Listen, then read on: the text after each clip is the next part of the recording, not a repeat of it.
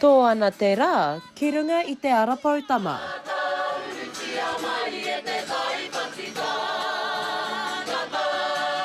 Arā, ko te kapa o ngā ahorau e haratau tonu ana.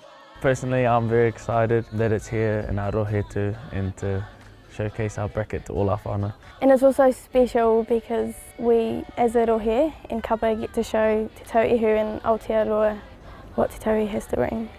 Ānei ngā tauira no te kuratama tāne me te kuratama wahine o Whakatū. Ko rātou te kapa anake hei whakakanohi I te rohe o te tauihu o te waka a Māui. Ā, e rongo ana te kapa I te pēhitanga o te wā. I think we're very privileged to be the only group representing in Arohe, and yeah, it can add a bit of pressure, but it just gives us fuel to push harder. We've all grown up together, so we went from Nelson Central or Victory School to Nelson Intermediate and now to Nelson College or Nelson College for Girls, and yeah, we're just all very connected.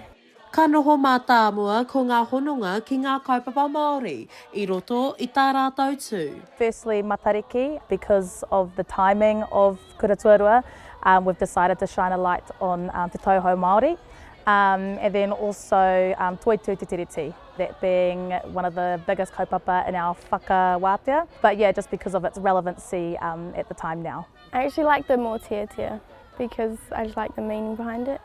It's a strong meaning. For me, it would have to be the haka. Oh yeah, I just think the haka is the best item in any bracket. Mo e nei tuakana o te kapa ko tā rāua hiahia ko te... Probably have to be just to go out, come off with no regrets and give it all for our whānau in the rohe.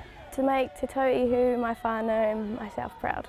Hei a pōpō, takahi ana te kapa o ngā ahorau I te whatārangi, hei te ono karaka I te pō. Shakayla Andrews-Alapaki, Tahu News.